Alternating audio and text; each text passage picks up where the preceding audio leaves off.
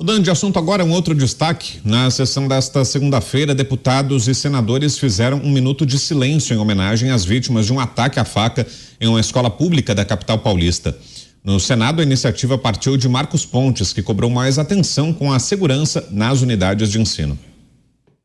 Isso passa por muitos aspectos, não só a infraestrutura da própria escola, como foi citado aqui, também com a possibilidade de termos mais vigilância, câmeras, etc.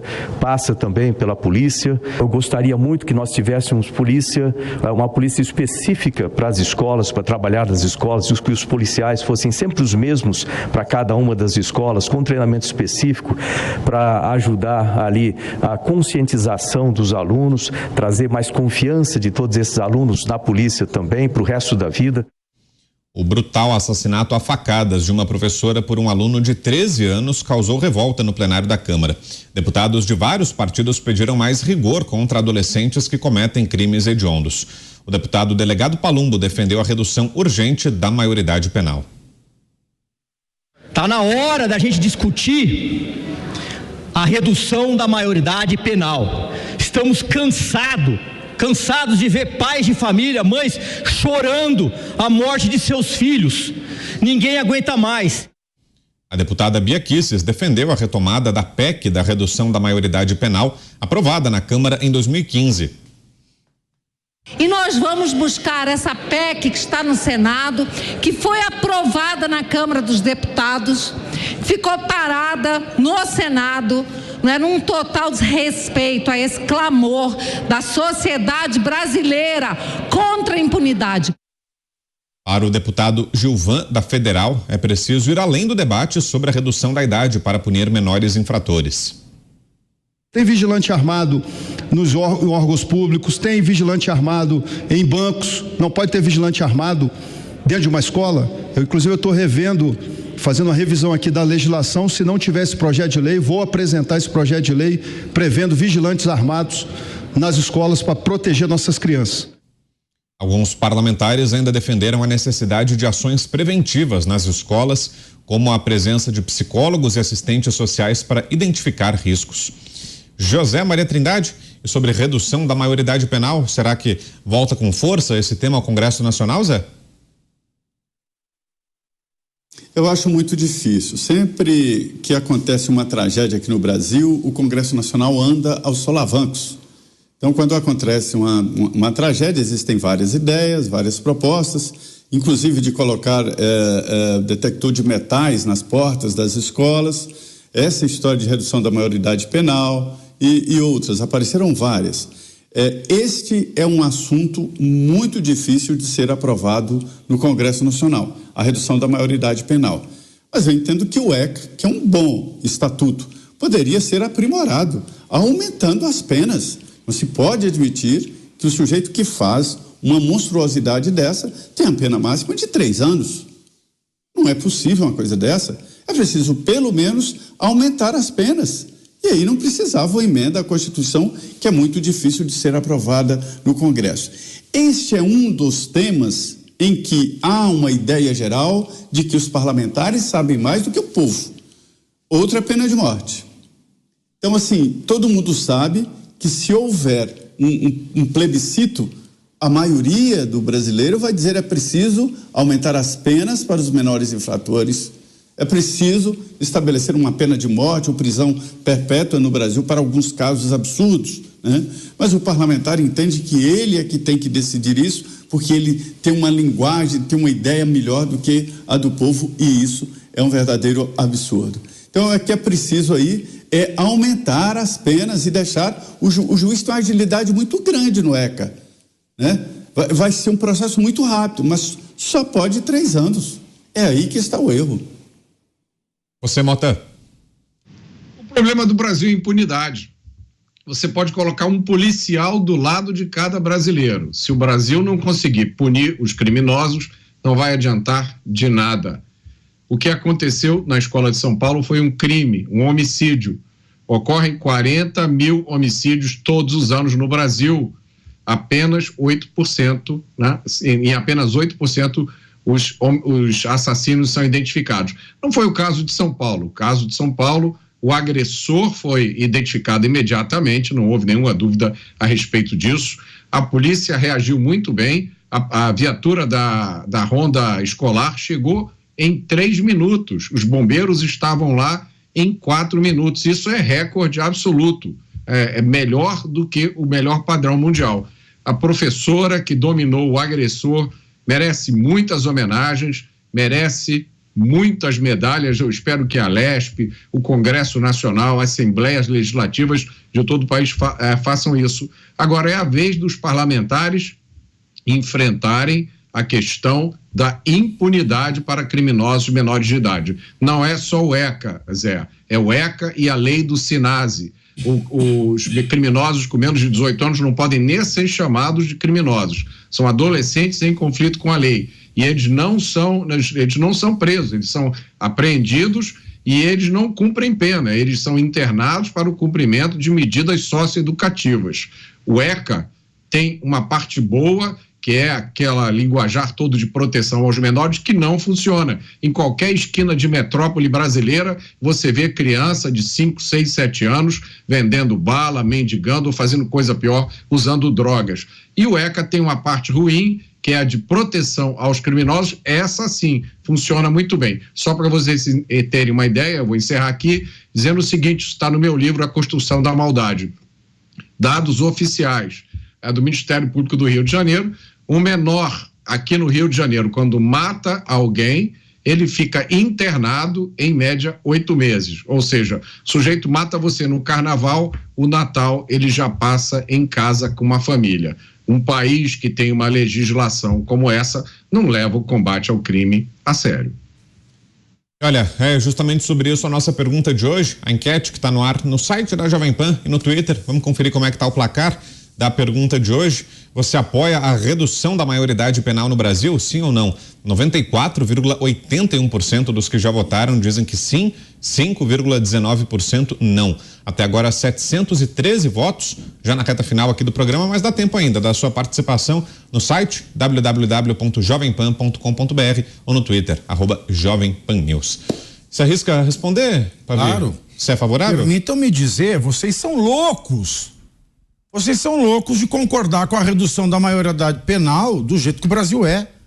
O Brasil não tem sistema carcerário. E o pouco sistema carcerário que tem é dominado pelo crime organizado. Vai reduzir a maioridade penal para quê? Me fala. Para colocar alguém de 16 anos no sistema carcerário brasileiro?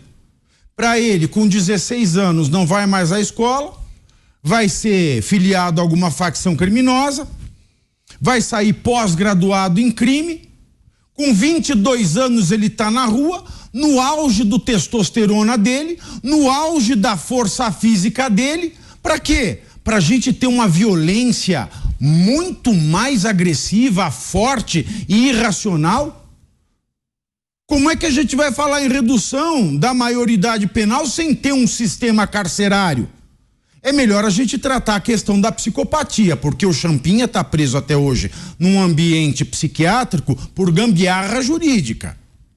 E também a gente pode falar de detector de metal na escola. Agora, reduzir a maioridade penal sem ter sistema carcerário, só se a gente tiver louco e quiser super criminosos nas ruas. Ô Dantas, você espera um segundinho, o Mota acho que discorda disso que falou o Pavinato, deixa eu devolver pro Mota, na sequência o Dantas. Vai lá, Mota. De jeito nenhum, eu não discordo, eu só quero acrescentar dado do problema. Pavi, a gente não vai ter um sistema carcerário decente no Brasil nunca, enquanto o sistema de justiça criminal for dominado pelos ideólogos de esquerda. Basta você entrar, por exemplo, no site da Pastoral Carcerária, que é uma constelação de ONGs que trabalham noite e dia para não deixar que o sistema seja ampliado e melhorado. Depois, eles tiram aquelas fotos de celas superlotadas e aí botam na manchete do jornal: condições medievais nas prisões brasileiras, não se pode mais prender. Eu só lembro a você o seguinte: na maioria das democracias ocidentais, né, os crimes cometidos por menores de idade são punidos com severidade. certos tipos de crimes, por exemplo, nos Estados Unidos, o menor pode vir até a ser julgado como adulto. Eu me lembro de um caso recente, há poucos anos na Inglaterra, no Reino Unido, em que o garoto de 12 ou 13 anos matou uma menina de 4 anos e, se eu não me engano, me falha a memória, foi condenado à prisão perpétua. Eu acho que são duas questões separadas, Pavi. A questão do sistema prisional é uma das 3 coisas básicas que a gente precisa fazer no Brasil, mas a gente deixar de condenar criminosos que cometem crimes absurdos, né? Esse caso do Champinha é um caso assim que não dá nem para relatar aqui na televisão, tamanha brutalidade. Outro foi o caso do menino João Hélio, aqui no Rio de Janeiro, que foi arrastado, o carro da mãe dele foi roubado, ele ficou preso pelo cinto de segurança do lado de fora do carro. Ele foi arrastado por vários bairros pelo asfalto do Rio de Janeiro. As pessoas tentavam avisar os bandidos, olha, tem um garoto pendurado do lado de fora, e um dos bandidos fez graça, não, é um boneco de Judas, não repara nisso não. Um desses bandidos era menor de idade, e aí as pessoas não conhecem essa história, só as que leram o meu livro, né? Esse menor de idade, adolescente em conflito com a lei, ele ficou internado 3 anos, que é o máximo que a legislação permite. Depois ele teve a sua passagem paga para o exterior com toda a sua família, porque ele estava se sentindo ameaçado. E a família do menino João Hélio deve ser, até hoje, eles estão em prisão perpétua, né? De uma memória de dor e sofrimento do filho deles, que nada vai remediar. Então, eu faço minhas as palavras do meu grande amigo, procurador de justiça Marcelo Rocha Monteiro: a melhor prevenção é a punição. E você, Cláudio Dantas, qual a sua opinião? Dantas, deve ser reduzida a maioridade penal no Brasil? Eu acho que todos os nossos comentaristas estão certos. Eu acho que a discussão ela é muito mais ampla. Ela precisa acontecer junto com outras discussões em relação a toda a problemática da segurança pública, a questão de presídios. Nós temos aí casos de presídios privados, com investimento até em ressocialização. Nós temos a discussão do Código Penal, nós temos uma série de problemas que precisam ser resolvidos junto com esse.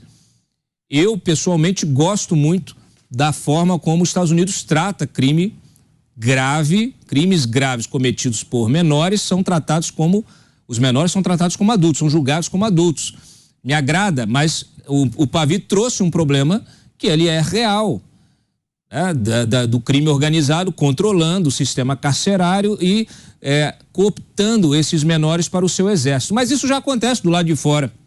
Isso já acontece do lado de fora, porque a gente não tem um sistema de segurança pública robusto, eficiente, porque nós temos leis lombrosianas, porque nós temos agentes públicos, agentes da justiça, operadores do direito que defendem, que romanceiam, né? Que romantizam, melhor dizendo, o criminoso e que criam uma blindagem social ao criminoso quando o criminoso não ganha status social.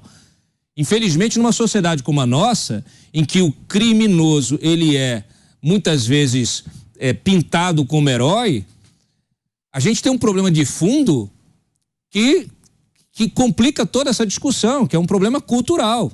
Eu já falei aqui antes, nós temos tantos problemas para serem resolvidos em torno dessa questão da segurança pública, que, olha, é pedreira absoluta, mas que ele pressupõe, primeiro, a resolução de um problema cultural. É preciso evoluir culturalmente, é preciso evoluir conceitualmente sobre que tipo de sociedade nós queremos. Se nós queremos viver numa sociedade civilizada ou na barbárie. Algo mais, Mota? Só comentar aqui isso que o Dantas falou. Eu conheço uma experiência inacreditável, sensacional de presídios no Brasil. Um presídio onde não tem droga, onde não tem arma, onde os presos trabalham numa linha de montagem de uma empresa e 80% do que eles recebem fica guardado numa conta. Eu vi presos saindo de lá com R$15 mil, recebendo um cheque de R$15 mil. Esse presídio Não é privado, esse é um presídio do Estado, fica em Indaial, em Santa Catarina. Com as leis que a gente tem, com tudo que a gente tem hoje, é possível fazer. Basta tirar a ideologia da equação.